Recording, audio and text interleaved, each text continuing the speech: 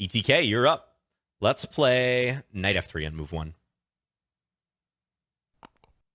What are the benefits of second position in the candidates? Isn't Nepo going to play Magnus anyways?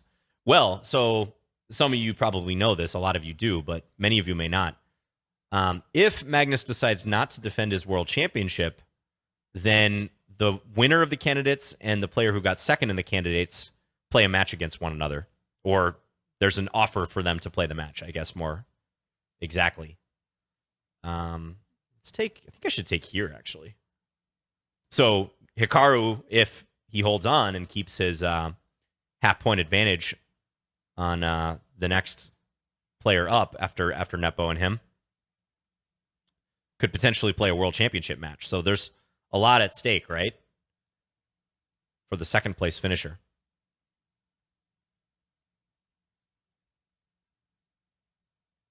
Why is knight f3 so popular? Well, it's a pretty flexible move. It's a useful move. And it has some transpositional qualities to it. So it can kind of go into d-pawn openings.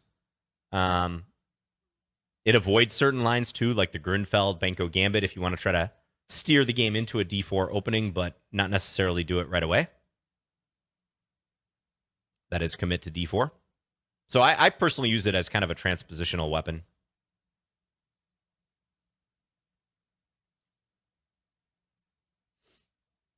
Okay, I like my position here. I'm up a pawn. Nothing too wild going on. I think black's going to put that bishop back on c8. I get the feeling. No, to d5. Okay. Let's go here. This knight is unpleasant for black for sure, putting pressure on these pawns. If b6, black loses this pawn straight up. John, what was your major in college? I was a business admin major, business administration, which if I had to do it again, I'm certain I would not do.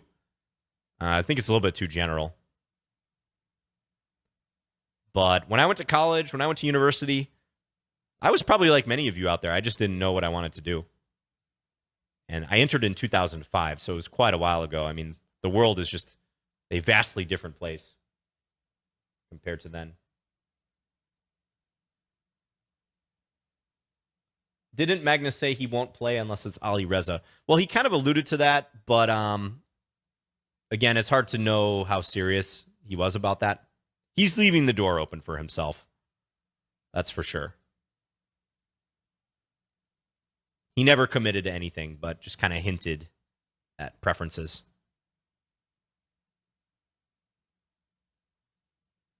All right. Can I take this one? I think I can, because if he takes, I get the back ranker. I don't see a great move for him otherwise. Let's do it. Useful pawn to pick off. I've got two rollers here coming down the board. All right, now that bishop is under fire. I think I'll just play b5. Just anchor it. Advance the pawns.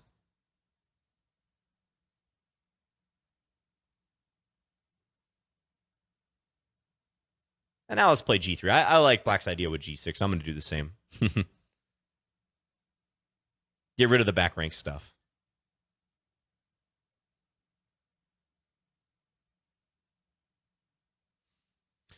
Yeah, now let's play this. This is a bit pedestrian, but I think it makes sense. Go for the trade, roll the pawns. A pawn's coming down the board. Nothing black can do about it.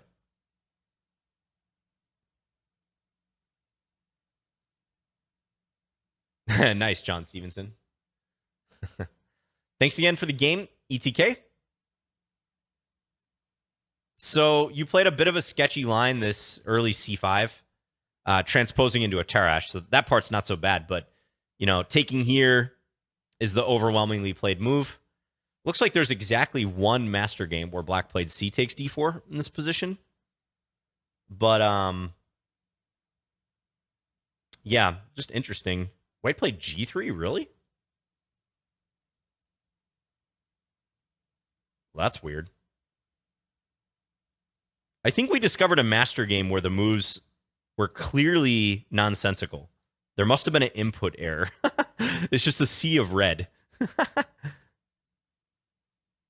And it looks like Lego double zero figured out the same thing. Yes.